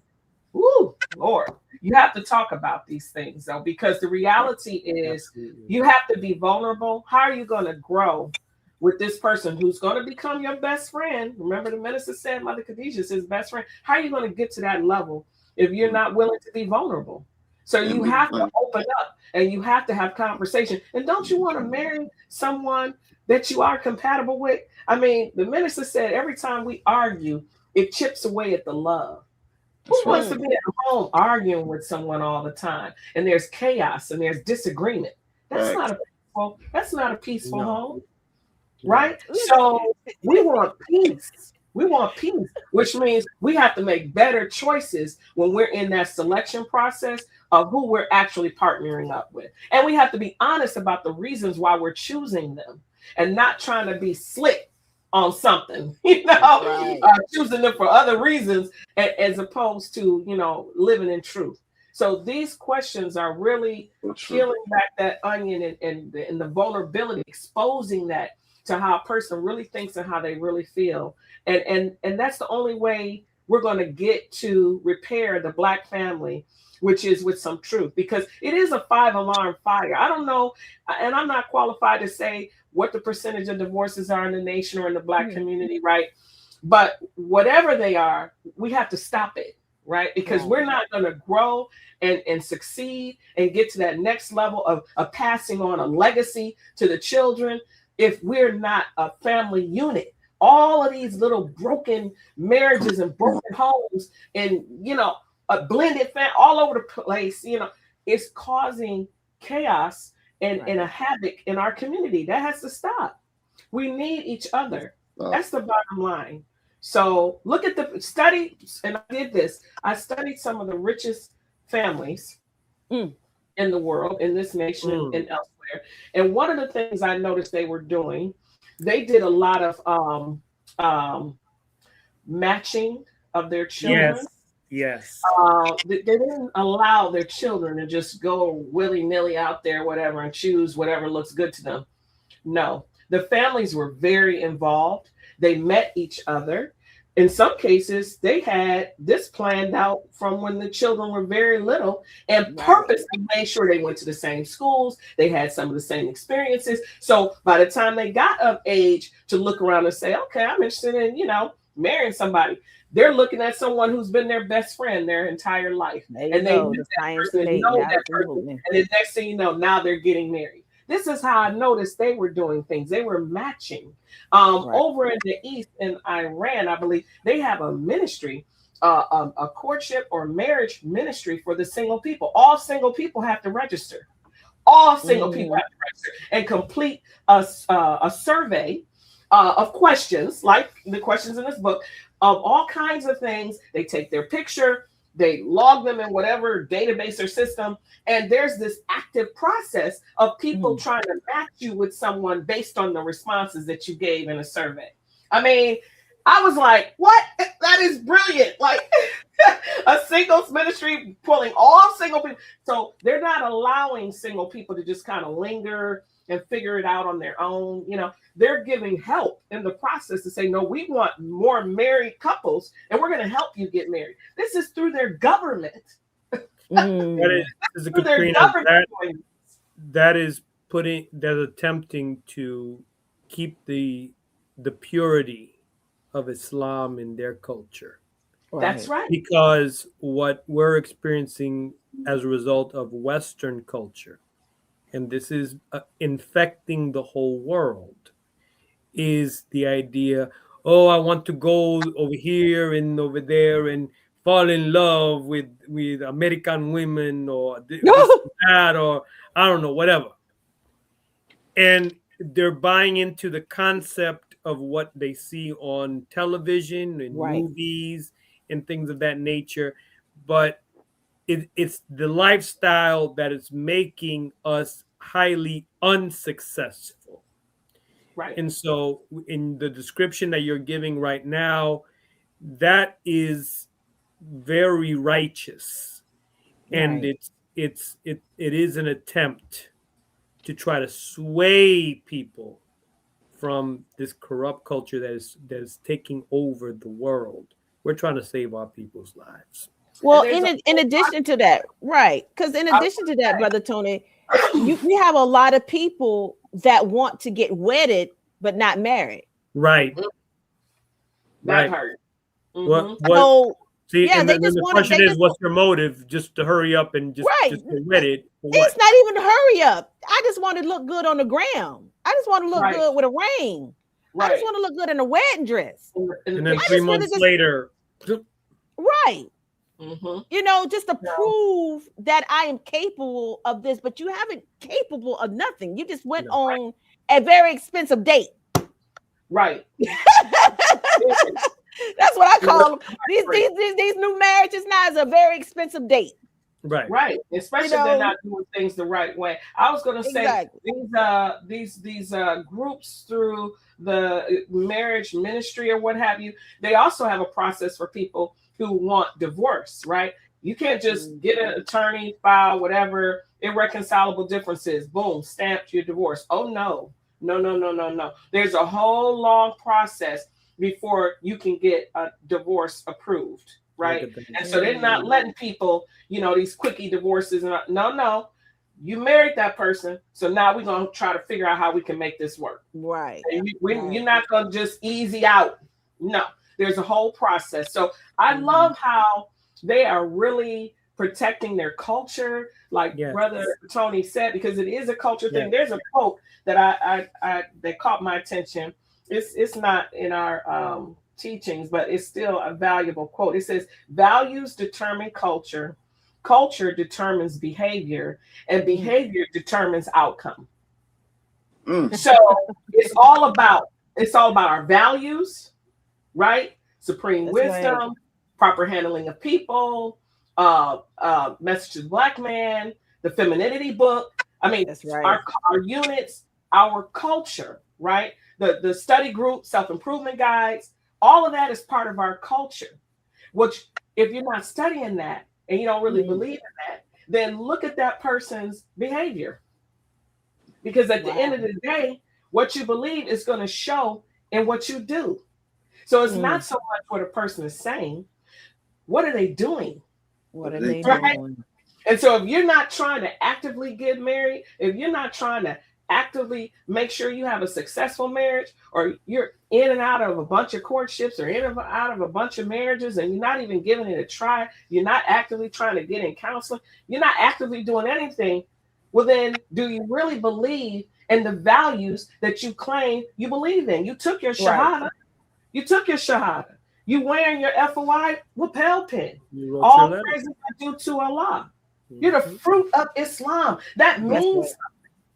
That means that that's extremely valuable. You're the backbone. You're wearing a headpiece. You're in a garment. You're taking on the teachings of the units to become the daughters of Allah. You're an MGT. You're a vanguard. That's That right. means something. That means something. That's So at right. the end of the day, does your behavior match what you say you believe in? I mean, we gotta really be real, because this, like Sister Khalida said, we in a war, and we are. And these people are studying us, and they're doing things and putting things. They know what you like. So then next thing you know, here's this woman walking by, whatever. But brother, you married. Why are you even looking at it? Right. We love our gays. That's part of our values. That's what we believe Sister in. Katrina, nowadays, no. On the phone. Brother, why are you on the phone so long? Oh, I'm just on Instagram right now. So we got to get back. We have to get back to our values, right? That's right. And then we will be better off. But this thing, we have to see it as an important thing. And sometimes, I don't know if this is true or not, people get married, right? And a lot of married, and I don't know the percentage of this either, because we're supposed to speak actual facts. So I'm just going to tell you, I don't know the actual facts, but how many laborers are married, right? I'm assuming there are more married laborers than unmarried laborers.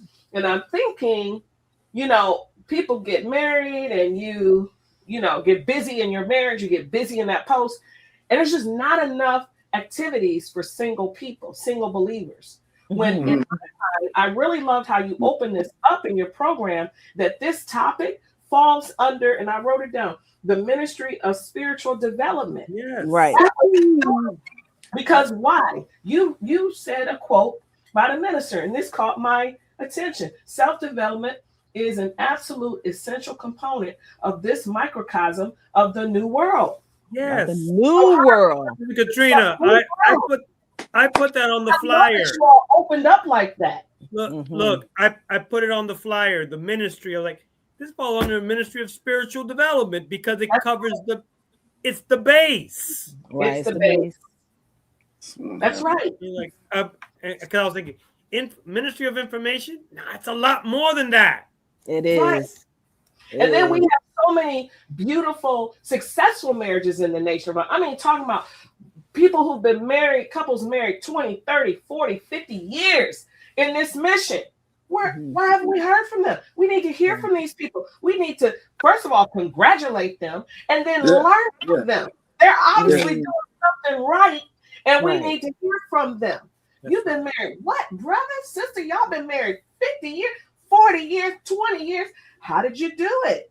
Share with us, right? I love that when we had the social committee in Jackson, Sister Kalila and her husband opened their home and invited everybody to come to their home. I remember at one point we used to do a lot of home visits with each other and inviting each other over, bean soup, whatever, right? There might be several single people. You invite them over. I'm just have a little, bean soup, a little bean soup salad at the house. A little conversation. Put a tape in of the minister, Love and Duty. I love that one. And right. Let's talk. This is how we have fun, right? Right. So exactly. Let's get back to that because that's how we learn and grow. And trust and believe those couples who've been married 20, 30, 40, 50 years, even longer. You do have something to share. You are valuable. You can help the singles and help other couples who are trying to get to where you are. So share those jewels. Don't sit back quietly. Stop. What is it? Hiding under a bushel? What is that? Right. Right. This is on the call. No. Let it out. Share that information so we can grow and be better. We have a question for Brother Jamil, but I'm gonna make everybody laugh. Question for the experts: how do you get your wife to make nana pudding on Sundays? First of all, you have to ask your wife, does she know how to make nana pudding? Oh, ask her if she loves to make it. That's the first thing. She might not love to make it. Secondly, did he do his part? Because the minister said you got to bring the good. Right, that's right. Did you bring the good, brother? Did you bring the good? That's all I want to know. You got to do that first. And then she can make some. He just replied. She do. And is she available on Sunday? That's to right. make it? Exactly. But I love that levity from Brother Student Minister Jamil because you got to have that in your marriage too. You got to. It's important. You have to work with each other. Again, sister, she may know how to make the best banana pudding and all that, but she may have a lot going on with herself. So you have to work with each other and help each other. Maybe she can make it for you. You got to go pick up everything from the grocery store, right? Yeah, It's not in the book. I don't think it's one of the questions. I'll look and see. So now you got to do a part two. When and where would my wife be making banana pudding? That has to be one of the questions in the next book. That's got to be one of the questions. Exactly. Did you discuss that in court? Right. What did he discuss? How are your bean pies? Exactly. What they taste like? Exactly. But I encourage the couple to also, there's a chapter in the book, and I'll skip to the very end, where it's called supplemental reading materials. It's at the very end, page 164. Yeah. And I recommend that people sit down, read the Holy Quran together, read Message to the Black Man together, read the Self-Improvement, the Basis for Community Development books, study guides, all of them together. Yes. Strict Law of Islam together. Read Fascinating Womanhood together. Read Man of Steel and Velvet, A Guide to Masculine That's Development. right.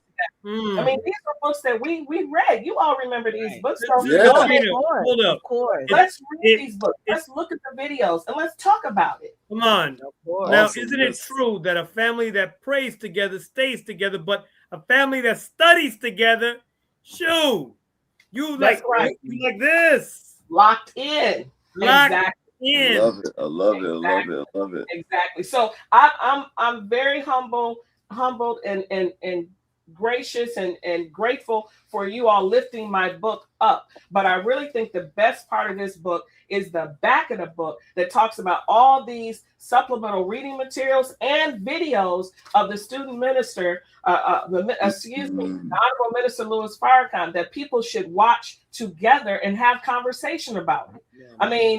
I mean, if you want to know to that question, sister, the brother said to you, you're not going to do 75% of work, 75% of work is this, this, and this, and I'm only supposed to do this.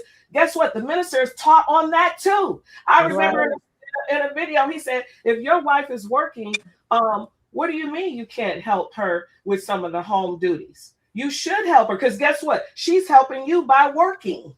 Say it again. Say it again.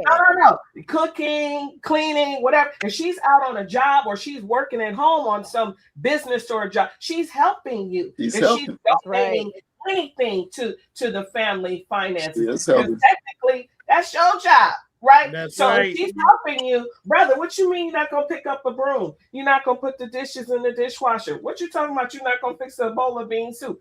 What is going on here? You got to work together. You gotta do your The part. minister said that. Teamwork. Yeah. Teamwork. She's been with the children all day. Don't she Right. need a break? Man. Right. And for fair balance, because our minister is always about balance. He says, sister, you have the brother working 2, maybe 3 jobs to try to help maintain a certain lifestyle that you want. Well, wait a minute. If you love him, you will help him. You will help him. But also, you would adjust your expectations on him, seeing that he only makes whatever amount, but you asking him for this house and this neighborhood and this size, home or whatever, all of these cars. Right. You have to adjust your expectation based on what you know that man is able and capable of making. That's Now, if you're not going to adjust your expectation, then you need to help him, which means bring in some bread. Right. Bring in some income since you want to live in an 8-bedroom suburban home, whatever. And it's only 2 of y'all. With the Kardashians. Right. Yeah. Look, and Sister he's Akila all here, about balance. Sister Akila's here commenting, teamwork makes the dream work. Absolutely. And this is what I wanted to say, Sister Katrina. What's wrong with the two coming together and planning and strategizing like gods? Exactly. right. In 5 years, we want an 8-bedroom house. That's not impossible. How can we achieve it? Yeah. Mathematically, how can we achieve it? How can we work together to make this our dream a reality? Right. How It can hits we in make it advance. happen? That's right. And then guess what? In the lecture, Man and the Mission, you all have seen that lecture. There's women who say, and I just went to an event with the sisters, there's a group of people, our brothers and sisters, that are doing these relationship talks around, they're touring, called Tonight's Conversation. It was very interesting. And I heard I saw you there. I wanted to go to one of those. How was that? I would recommend you go, but don't clutch your pearls, because these are our people. Listen. I follow them on Facebook, so I love them. I love them. Okay. Yeah. So as long as everybody understands, you're gonna hear some rap music, you're gonna hear some curse words, Right. you probably gonna see some short skirts at the event, whatever. But we gotta go where our people are, and we gotta try to give them truth and bring them, and create the connection, right? Of helping them understand that we love them, right? Right. So I went And it was interesting to me because the sister stood up. She said she had a man who was paying all of her bills. Now, this man, they're not married, right? They live together. Anyway, he paying all the bills. Checking. Paid for everything. He told her she can keep her money. He gonna pay for everything. She said, but I'm not happy because he's just not really ambitious enough for me. So the panel said, what you mean? She was like, well, I want us to come together and do things, and kind of like what Brother Tony just said, like we can come together and start a business. But apparently he's not one of those kind of brothers. He may have a job and he makes whatever amount of money and he's happy going to his job and doing whatever he needs to do, but he paying all the bills. So the commentator or one of the hosts said, have you ever thought, sister, maybe that brother does have ambition and things he would like to do, but he's putting his dreams on hold to let you go forward and excel at whatever you want to do, while he's taking that pressure off of you and paying all of your bills, while he's leaving, creating a situation where you can do whatever it is you want to do. He's putting all the stress on him. Have you ever thought about it like that?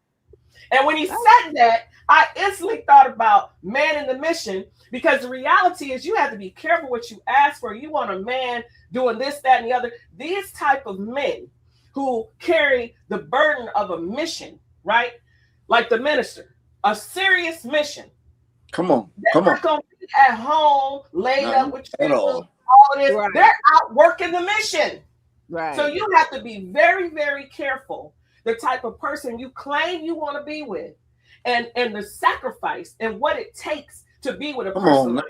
I think about Mother Khadijah and all of the sacrifice she did helping to build this nation with her husband, all the different roles, everything that happened.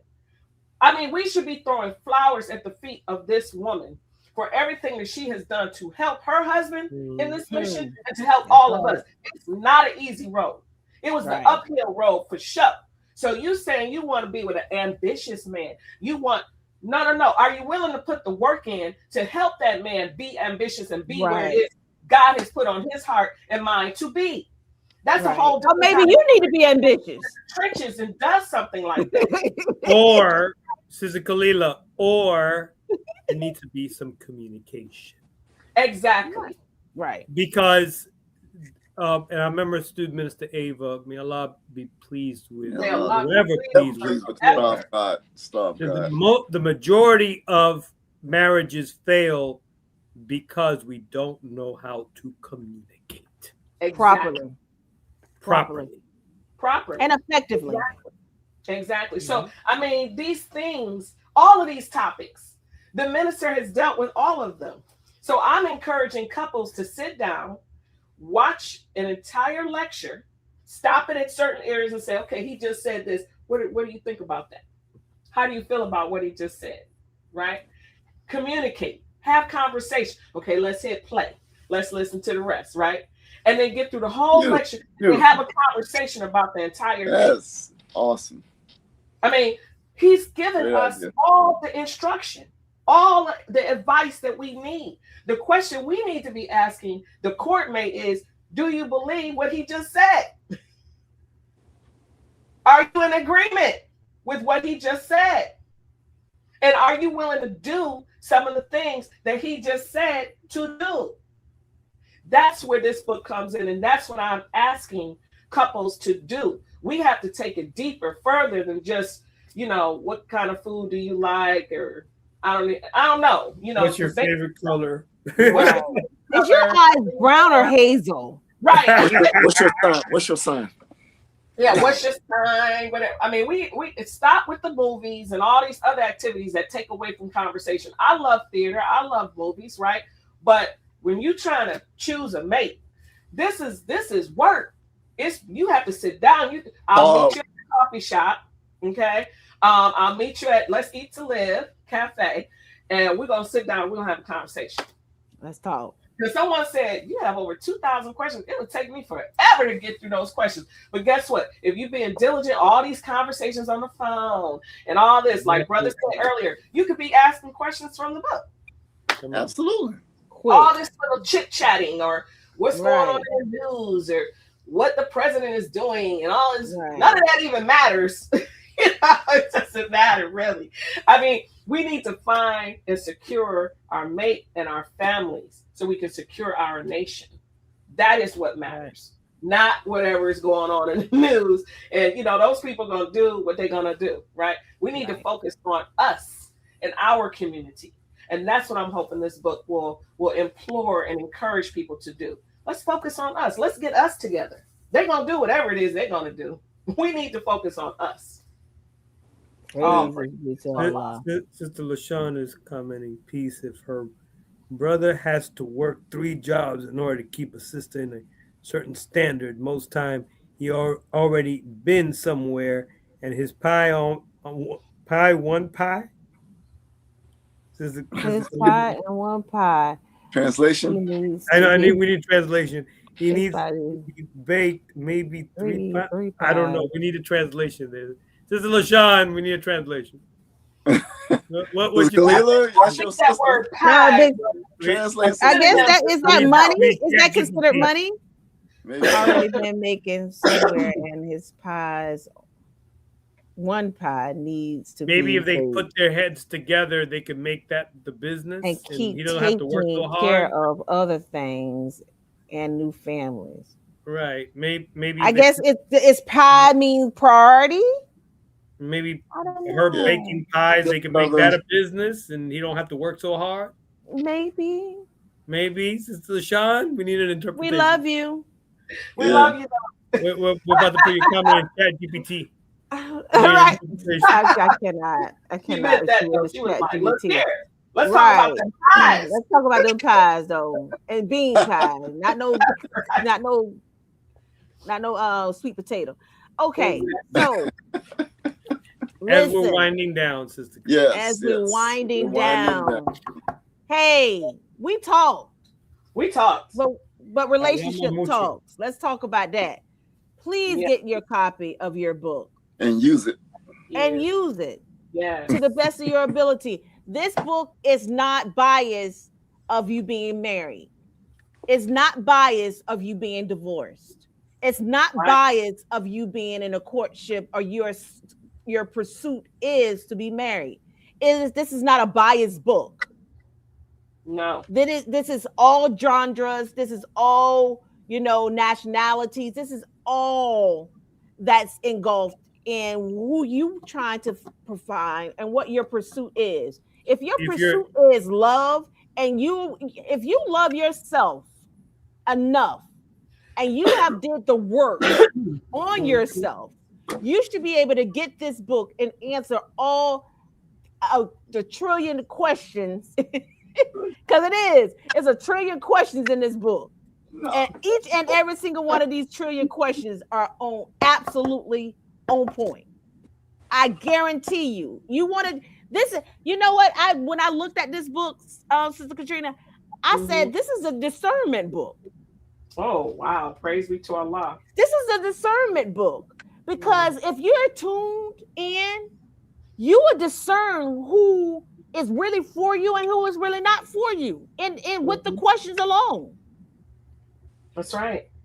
So we as sisters in the Nation of Islam, the MGT and GCC Vanguard, we use discernment as a tool. That's right.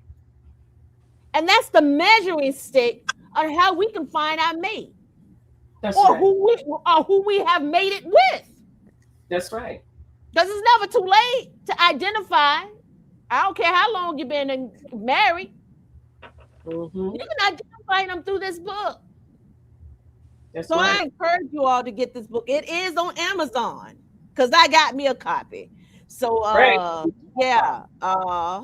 So with that being said, do you have any closing remarks, my dear sister? I do have closing remarks, and I'm a close with this question since we're around the time of this holiday season that many people celebrate, right? And I'm talking about Christmas and all this New Year's and all this kind of stuff. We're Muslims though, right? So here's question 57 in Friends and Family and Friends chapter, page 32. Are there family traditions you want to continue with your spouse and children? If yes, name or describe them. Why are they important to you? For example, Kwanzaa, Sunday family dinners, birth anniversary celebrations, or religious or national holidays, etc. I have this question in here because I met someone who was upset because although they're Muslim, the person they're married to, who was also Muslim, but they wanted a tree in the house, Christmas tree. They want to put decorations up, all this kind of stuff. And so you have to have conversation. I mean, you assume we don't celebrate that. We don't believe in that. We don't do none of that. But do we? I mean, you have to get actual fact. You have to find out. You have to ask questions, right? And whatever their reason or excuses is, you have to determine if that's for you or not. You can't just assume, well, we don't do that, so I know this person doesn't do these things. And then, okay, someone said, well, they want to go to the family house, their relatives who are Christian, and go to things. Well, the minister said we can go and be around our family, right? But we don't partake in the things they partake in, right? We still maintain who we are. So don't lose yourself. And then we also don't beat the family over the head with the fact that, you know, our dietary restrictions, the things that we do, and you see them over there eating the pig feet or whatever, you know, they eat. We don't beat them over the head. No. We don't do that, right? So, but you could be around your family, you know, during the holidays or whatever, but we don't partake in the things that they partake in, you know, these Christmas gifts, the tree and whatever. We don't do that, okay? So we have to still maintain who we are. But that question needs to be asked. We cannot assume anything. Absolutely. So that's what I wanted to leave the audience with. Don't assume anything. Ask the question, right? And it's nothing wrong. There's no such thing as a bad question. If somebody's making you feel that way, well, then see, now that's another conversation we need to have, because why don't you want me to ask you this question? Come on. Why don't you want to answer this question? I'm willing to answer this question for you. So then get the student ministers involved. Pray on your courtship or your situation. And let's say you're not even in a courtship. Like Brother Mark said earlier, you can get this book and just start working on it for yourself. I've met other people like that. A brother said he thought he was ready for courtship. He got the book, he started reading, and he confessed to me or came to me and was like, sister, I started reading your book before, you know, getting into courtship. And I had to wait a second because I realized there's some things I don't have in order with my life. So before I get into courtship, I need to work on these things. I said, all praises are due to Allah. So, you know, if that's you, great. But the goal is work on it. Start moving forward. And then pray to Allah to help guide you. And listen to the Honorable Minister Louis Farrakhan. He's taught on everything. All these questions in here, he's answered all of them. He's already taught on everything. But if we're not listening, like he said, you all treat me like a song, a good song. Right. Love the song. Lovely song. And you're not listening. Well, then, I mean, who does that hurt? That hurts. It hurts him too, but it hurts us because he's a gift to us from Allah. So I'm just asking the believers, even if they can't get this book or whatever, get into the lessons, the teachings, the lectures of the minister. Get into that and study that together, and trust your student ministers and go to them for some help and get audited for sure. Thank you. Assalamu alaikum. You're welcome. And we thank you. And we also thank the listening audience. We need your help. We need your support. Yeah.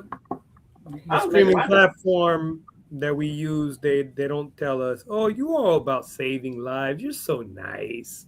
We're just gonna let you stream for free about saving lives. No, we gotta pay bills just like everybody else.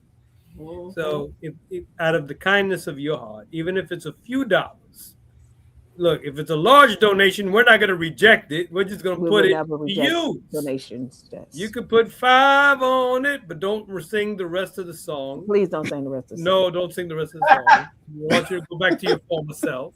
Yes. Just make a donation tonight, and you will put it to good use to help further this program and help further the cause of saving the lives of our people through the quality programming that you are experiencing here, whether the streaming the platform that you're watching is Facebook or YouTube or whatever else. May Allah continue to bless you and your family. Thank you for your generous donation, whatever it is. Thank you. Thank you. And thank you all so much, too. I wanted to also say that. Thank you for Praise be to Allah. And we want to make this announcement. Dun, dun, dun, dun. All in the South Florida area, or Woo! if you're in Florida, you Let's still talk have about an the opportunity. FOIFOIAF. If you're in the neighboring state, you have an FOI, you have an opportunity to come down and practice saving the lives of our people and being a savior to your people. Talk about the savior here in Miami, December 13th. Oh yeah, we're gonna be here boots in on the Miami. ground. Well, These are the arena boots on the ground. Oh no, it's gonna be we're gonna be stomping our boots on the ground. Hey. We're gonna be out in the community, talking to our people, loving on our people, sharing truth with our people, all geared towards saving the lives of our people. Mighty FOI, all praises due make to Allah. your way down to Miami. Get on your lean camel. Get 2, 3 of you, 4 of you, 5 of you. Get into a car and come right down. Take a bus if you have to. Come on down. You want to partake in this. And we're going to end the year. If you want to get at us through social media. We'll point you in the right direction as to how you could be a part of this beautiful program that we have in store for our people here on Saturday. Praise be to Allah. Praise be to I don't Allah. think we have to sell Miami too hard to people in December. I think everybody's trying to get to Miami in December. It's nice and sunny down here. Yeah, they don't hardly get cold. It's cold up there. For sure. Chicago and windy. Oh Allah. Yes, it was 20 degrees, and with the wind chill, I think, in the teens, it was cold. I remember one Savior's Day in Chicago. I remember like the wind was blowing so bad, it was so cold. I was literally like running into hotels, like I gotta wait till the wind stops blowing. Then I would walk out. I'm trying to get to my hotel, and here comes the wind again. I'm running into another hotel. And I'm trying to hide behind a corner. Oh, the wind. Oh, There's no hiding. Yeah. There's no hiding. Windy City is real. Listen, everybody, stay tuned for part 2. Stay tuned for part 2. Thank you. We want to archive this, so we're going to have to end part 1. We got to end part 1 because we would not be able to archive this if we. Because it's like 2 minutes. Yeah. No, we're ending now. Dear family, may Allah continue to bless you all and your families. Tune in next week. Thank you for joining in. Assalamu alaikum. Happy Savior's Day.